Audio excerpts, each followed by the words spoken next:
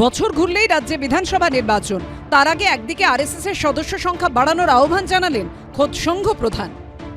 इसको समझना है तो दूर से देख के नहीं होता, इसका अनुभव लेना पड़ता है। अंधों के गांव में हाथी गया, लेकिन हाथी क्या है जो देखेगा उसको पता चलेगा।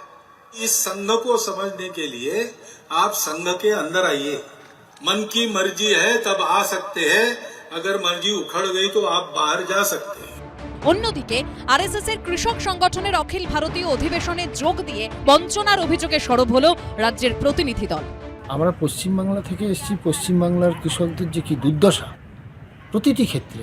আপনি মান্ডিতে যান, মান্ডিতে কৃষকরা ধান দিতে পারে না, 5 কিলো থেকে 10 কিলো বাট্টা। এটা সরকার দেখেও উদাসীন। 26 বিধানসভা ভোটের আগে রাজ্যের রাষ্ট্রীয় স্বয়ংসেবক সংঘের এই সক্রিয়তাকে বিশেষ তাৎপর্যপূর্ণ বলে মনে করছে রাজনৈতিক মহলের একাংশ। সম্প্রতি 10 দিনের রাজ্য সফর করে গেছেন আরএসএস এর প্রধান মোহন ভাগবত। হাইকোর্টের অনুমতি নিয়ে করা বর্ধমানের সভা থেকে রাজ্যবাসীর কাছে জানান আরএসএস এর সদস্য হওয়ার আহ্বান। अंदर से आइए, संघ को देखिए। ये तो प्रेम के आधार पर चलने वाला काम है, इसमें कोई जबरदस्ती होती नहीं, इसमें कोई स्वार्थ की लालच दिखाई जाती नहीं। उल्टा है, यहाँ मिलेगा कुछ नहीं, आपके पास है वो सब देना पड़ेगा। P4 insulated water tanks, kitchen and bath fittings, বিশুদ্ধ জল, সুস্থ জীবন, P4 আজীবন। এরই মধ্যে শুক্রবার থেকে গুজরাতের সর্দার কৃষিনগর দান্তিওয়ারা কৃষি বিশ্ববিদ্যালয়ে শুরু হয়েছে ভারতীয় কিষাণ সংঘের 14তম অখিল ভারতীয় অধিবেশন। সেখানে যোগ দিয়েছে ভারতীয় কিষাণ সংঘের পশ্চিমবঙ্গ শাখার 55 জনের এক প্রতিনিধি দল। তাদের অভিযোগ, এ রাজ্যে কৃষকরা বঞ্চনার শিকার। প্রত্যেকটা কৃষক প্রতিটি ক্ষেত্রে বারংবার বঞ্চিত হচ্ছে। প্রতিটি ক্ষেত্রে পশ্চিমবাংলার কৃষকরা যে দুর্দশার ভিতর দিয়ে কৃষিকাজ করছে, না পাচ্ছে তার উপযুক্ত মূল্য, না পাচ্ছে তার মর্যাদা। এই বিষয়গুলো নিয়ে আগামী দিনে আমরা সারা পশ্চিমবাংলাব্যাপী আগামী 26-এর নির্বাচন আছে, দেখতে চাই কতটা কৃষকরা সোচ্চার হয়ে উঠে। রাজ্য রাজনীতির মোড় ঘোরানো 2 অধ্যায় হলো সিঙ্গুর আর নন্দীগ্রাম। তৃণমূলের পায়ের তলায় জমি এনে দিয়েছিল 2 এলাকার জমি।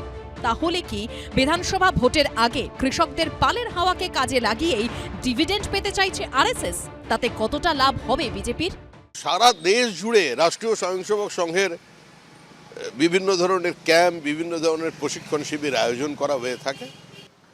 আরএসএস রাজনীতিকে সামনে রেখে বা কোনো বিশেষ রাজনৈতিক দলকে সুবিধা করার জন্য তাদের সংগঠন করে না। আরএসএস কি চায় সেটা যখন এরা বুঝতে পারবেন, তার আগেই আরএসএস এই সমাজেই বিলীন হয়ে যাবে, সমাজ সংঘময় হয়ে যাবে। বাংলা কৃষিতে উন্নত, কৃষকদের স্বার্থ মমতা বন্দ্যোপাধ্যায়ের হাতে সুরক্ষিত। শুধু কৃষকদের কৃষি ক্ষেত্রে সাহায্য নয়, কৃষকদের জমি রক্ষার আন্দোলনে দেশের মডেলের নাম হচ্ছে মমতা ব্যানার্জি।